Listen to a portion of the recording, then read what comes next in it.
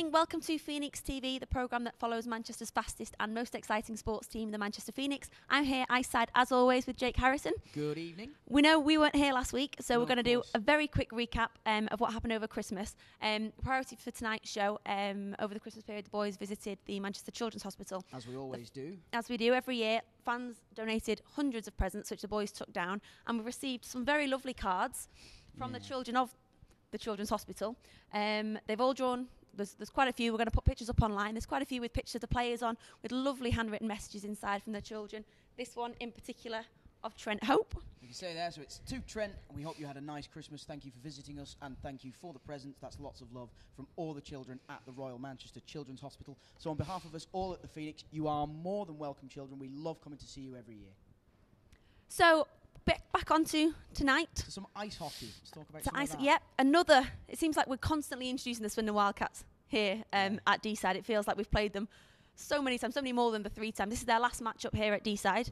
I don't think we need to go over it again. It's the same setup as it always is. I think our main focus for tonight is on our 2 new signings, which we haven't seen, obviously, because we were over in Prague last week. Absolutely. So Martin Broniek and Phil Hamer. Indeed. What are you thinking? Well, Martin's arrived with quite the bang. I know results didn't necessarily go our way last week in his first weekend with us, but he looks to have hit the ground, running ground, ice. Trying to be metaphorical with hockey is not particularly easy. Yeah. But the introduction of Phil Hamer tonight, his debut, well, his second debut for the Phoenix, if you like, I think having those extra legs is going to make a massive difference. It's just going to take a load off the guys that are playing 45, 50 minutes a night.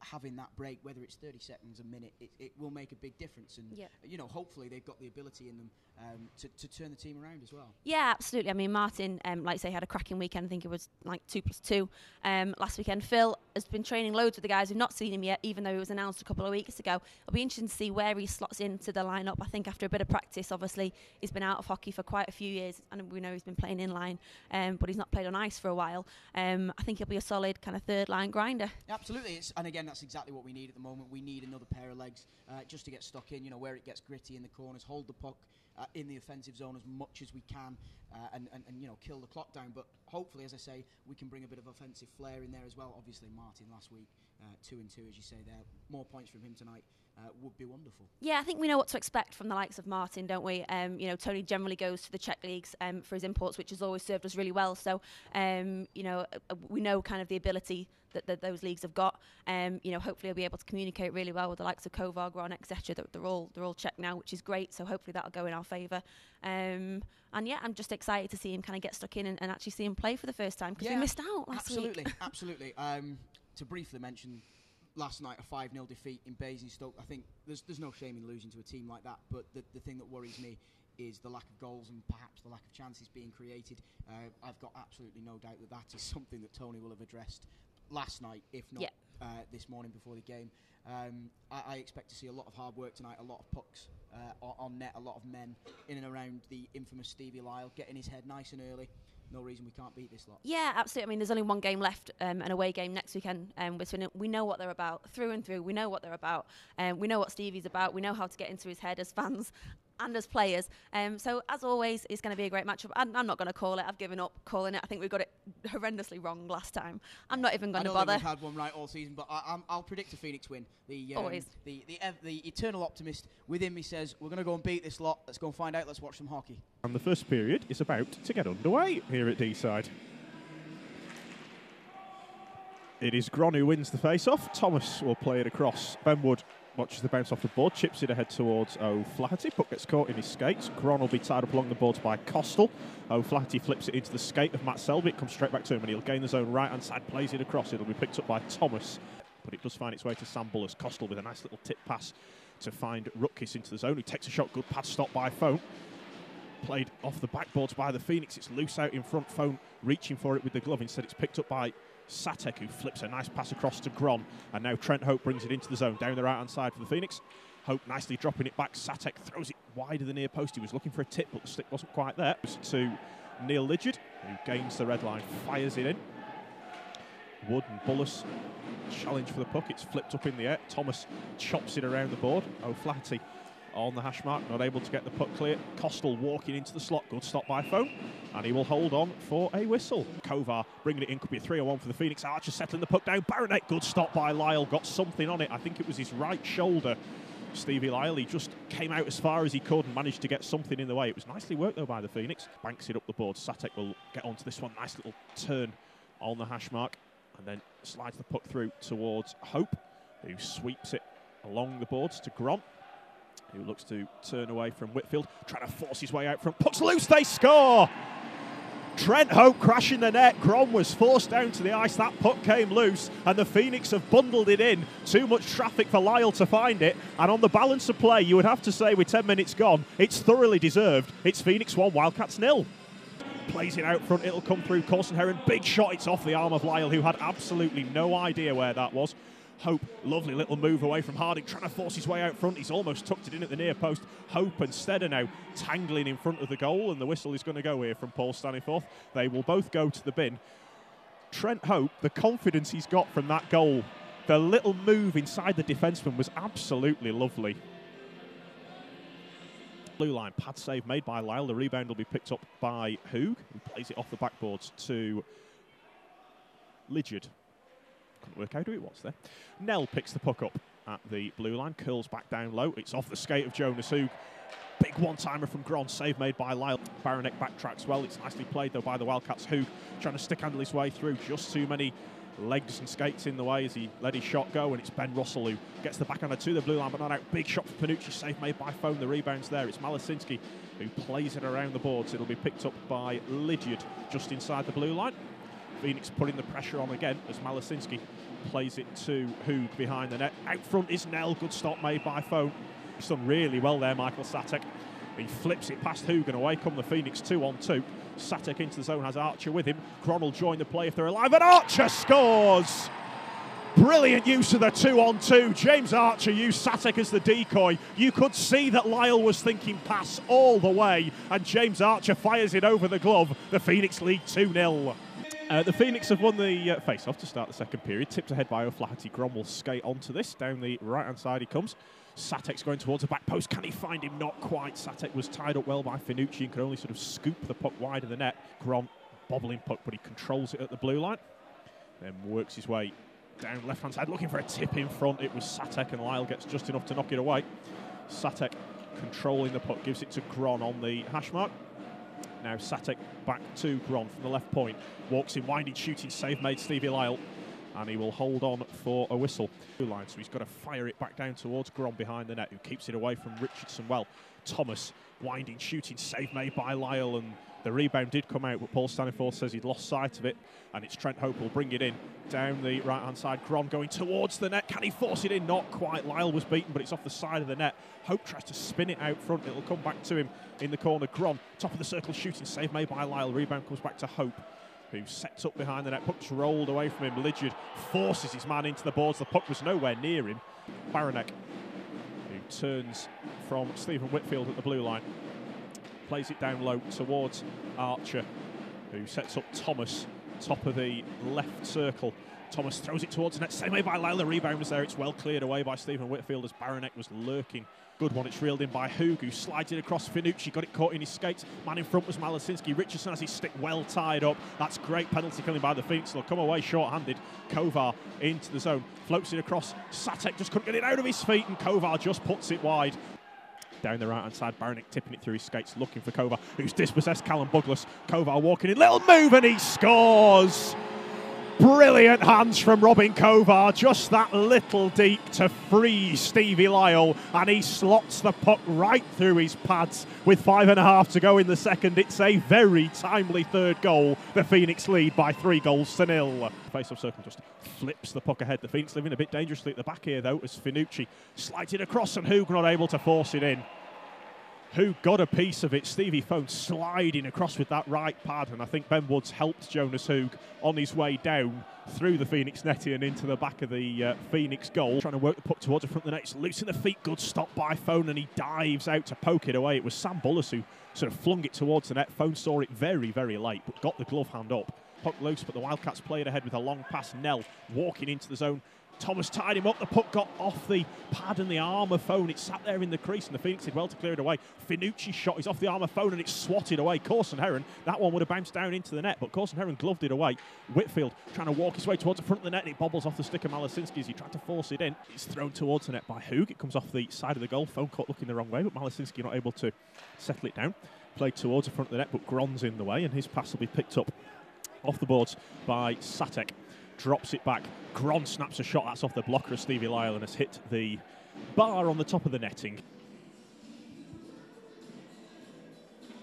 Face-off is won by Kovar. Russell shanks the puck up the board. Nell towards his man in front. It was Malasinski trying to force it in. Phone keeps that pad down tight on the ice, and the puck doesn't go into the zone as Russell has it from the right point. Shoots looking for a tip. It's off the blocker of Stevie Lyle and away. Satek rides the hit nicely. The Phoenix get it back to the point. Big shot from Archer. Tip comes in and they score. Michael Satek with a lovely little redirection on the blue line blast from James Archer. Delayed penalty goal, and the Phoenix are turning on the style in the third period. Phoenix 4, Wildcats 0. Puts it towards the net. Nell gets his stick in the way though. It's just an errant pass from the Wildcats though. They've not looked at the races early in the third period. Wood's not at the races there though. He's completely fluffed his clearance. Hoog back towards Nell. Good stop by Phone. Stayed square to him all the way and flings the blocker in the right pad out to deny Aaron Nell. Puck comes loose though, and Whitfield will skate this away. He's got Nell down the middle. The puck didn't find him though. It's well read by James Archer, and Archer will skate this into the zone. Drops it back. Gron in turn drops it. Big shot from Satek, and he absolutely rifles it in. Stevie Lyle was half screened by Matt Selby, but there's not a goalie in the league that would have stopped that. It's an absolute rocket from Michael Satek, and it's 5-0. Selby, nice long pass to find Corey McEwen, who skates his way in, shoots. It was an awkward one. Phone didn't know where it was, and the rebound is just tucked under his pads as McEwen was clattered into the boards. Comes to him. Russell throws towards the net. It's hit Gron in front and bounced away. Swindon go for the long pass that finds Malasinski into the zone. He's forced wide by Boothroyd, and it's a good stop made by Phone. Whitfield will pick this one up. Moves back out towards the blue line. Hamer's knocked it loose. Surely upended. Has to be a penalty, I'm afraid, as Stephen Whitfield gets the stick on it. That will be a 2-minute tripping call, and the Phoenix will go on the power play. Kovar will get onto this. Walking it across. Satek puts it wide. He had most of the top of the net to shoot at, but couldn't force it home. Kovar across to Thomas. Kovar now fakes the one-timer. Played it towards Satek. They are trying to set him up for that third goal. Is won by Archer. Thomas from the right point gets it across. Kovar walking in. Satek and Baranek wait either side of the net. Kovar threading it across. Satek shooting save made by Headley, and the Wildcats will clear it away. This one will roll all the way down to Stephen Phone, who will pick up a shutout. The Manchester Phoenix bounce back from a 5-0 with a 5-0 of their own.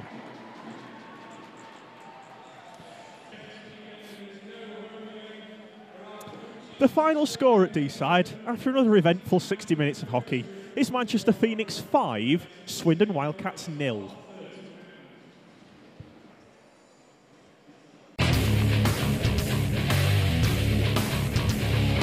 And I'm here with our man of the match, Trent Hope. Trent, your goal, brilliant, crash the net, right in the right place to score the goal. Right place at the right time. Stano come through from behind the net. I sort of knew he was going to come in, so I just crashed the net and got lucky, I guess. So it's always nice to get a goal for the team. Very, very enjoyable to watch the third line and their energy and their efforts tonight. The third line really had a good evening.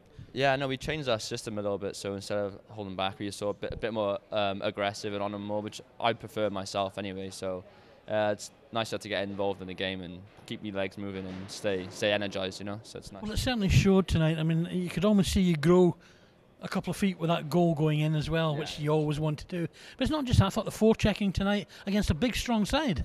Yeah, I just thought we all played like superb tonight. Even Phoney stopping all the pucks. Like you can't ask any more from your Tendy than stopping all the pucks. So he did well. Defense did perfect as well. You can't ask for anything more really. Well, you can enjoy a couple of days off, and take it down to Swindon, because they're going to be coming back at you next Saturday, as every team does. Yeah, we'll come back harder. It's fine. It's no problem. That's all I wanted to hear. Trent, absolutely outstanding performance by yourself and the whole team tonight. Everybody's going home smiling. Yeah, me too. Thank you very much. And I think it's about time we introduced our new player to you all out there. His English isn't quite good enough for an interview at the moment, so we've got our official translator, Robin, to help us out.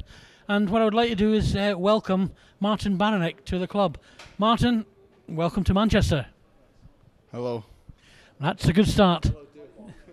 Basically, once you come from I noticed from the Czech second league across to here, is it difficult to change at this time of the season, change clubs? Že si přišel z druhé české ligy a jestli je to těžký takhle narychlo v půlce sezóny změnit klub a zemi a jiný hokej. Já jsem tak nějak chtěl odejít z České republiky, takže jsem čekal akorát na šanci, šance se naskytla, že jsem hnedka šel.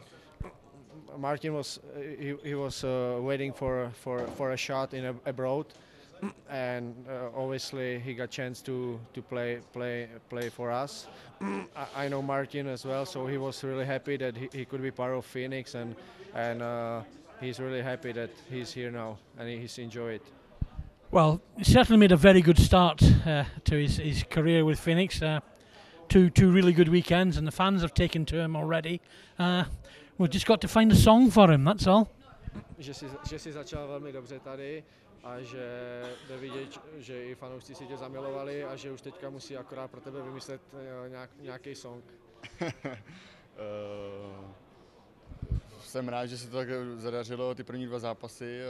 Teď to bylo trošku v útlumu, ale pracujeme na tom a doufáme, že se to zase zvedne a bude to jako první 2 zápasy.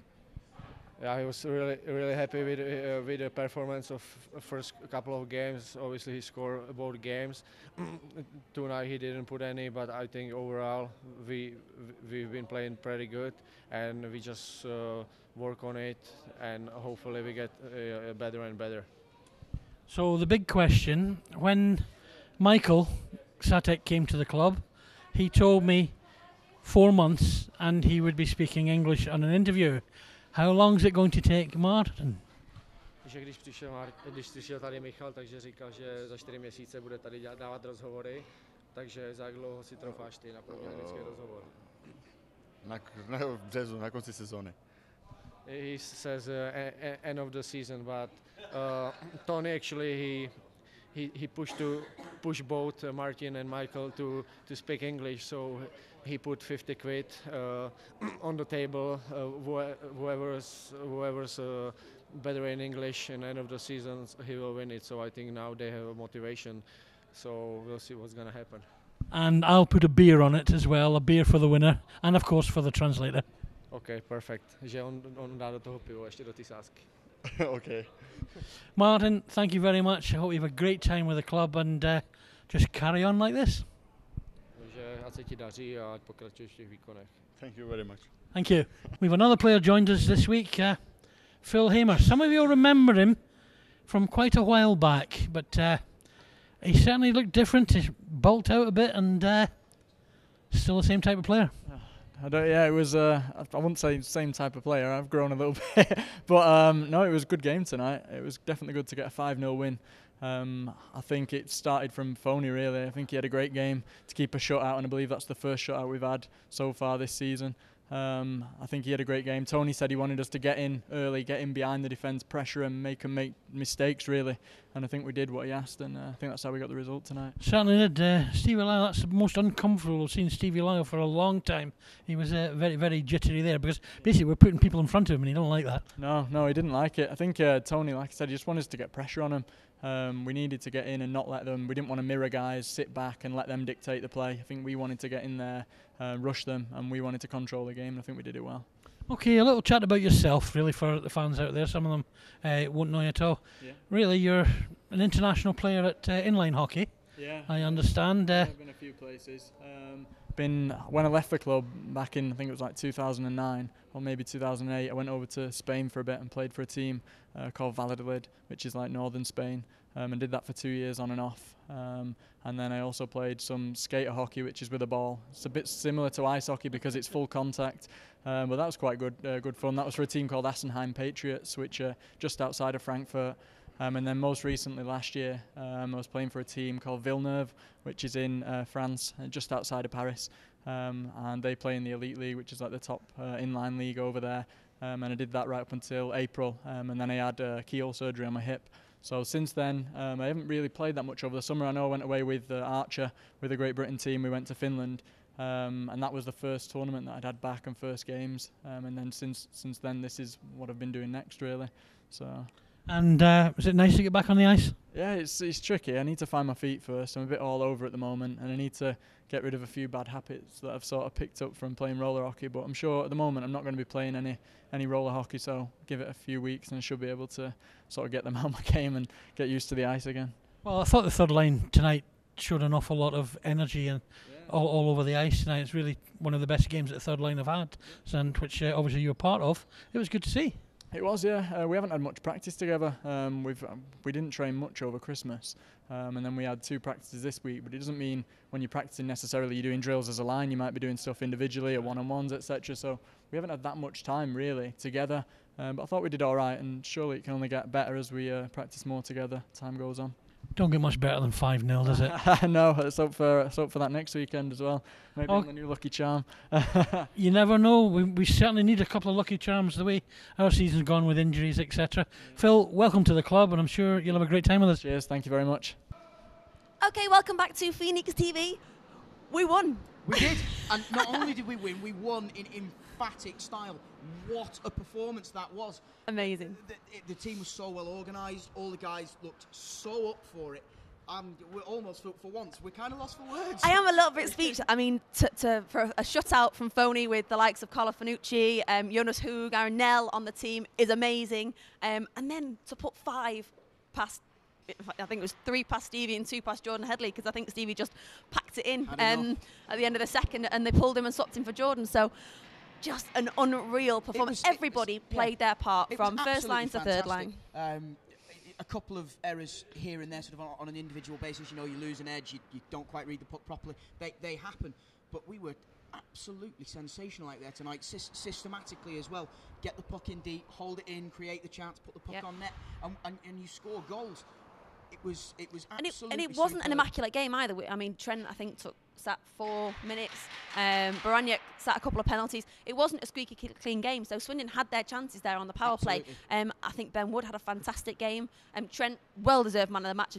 I do think, penalties aside, I think he had a brilliant game. He did. Got himself in front of the net, and of course, got himself his first goal in front of the faithful here at D-side. So he did. Big well done to Trent. So well-deserved. I'm so pleased for him, and yeah, very well-deserved man of the match. Hopefully, a sign of things to come. We had 15 legs out there. Fingers crossed. You know, the more time these guys spend together, the more time they get on the ice to gel, work out systems and nice little plays. I mean, we saw one today. You know, he's only trained with them sort of a few times, but Phil Hamer cutting inside, dropping it off into the corner. It clicked and it works. Which after 2 or 3 weeks together, only in training. It's a really good positive sign for the team. Yeah, it is. I'm excited to see what happens now. We're relatively full strength. We've just got James Neal to get fully recovered. He was on the ice on the warm-up, which is great to see. So I think he's getting there. Another couple of weeks, he should be back. And then I think for the first time since September, we might have a full roster out there, and with the extra legs as well that have been brought in, which, you know what, we needed to do. There's been a lot of controversy on social media about that decision, but we needed to do it. And tonight, I think that demonstrates that the reason why the club's made that choice. It stands testament, doesn't it? And we had Mr. Morris come out at the end of the first as well, just to give us a little heads up to say that after sort of 4 or 5 weeks of fundraising now, we're only about £2,000 away shy of that initial target, which, frankly, folks, is absolutely outstanding. So big well done and a massive thank you to you guys. Yeah, we just need that final push. And just flipping again, we mentioned in the intro that we weren't here last week because we were in fact in Prague.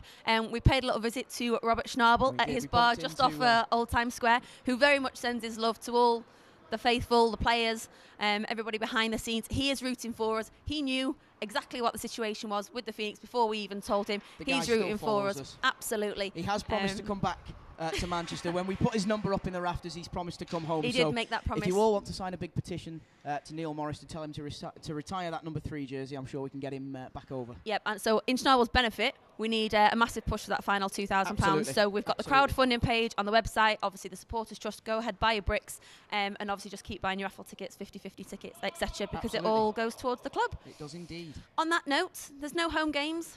Not for next another week. couple of weeks. I think the next one is the 24th, which is the visit of the Peterborough Phantoms, I think, off the top of my head. Yep, so 2 big away games next weekend. Check the social media. There's offers on the coach trips there if you want to go to those games. But until then, we will see you on the 24th.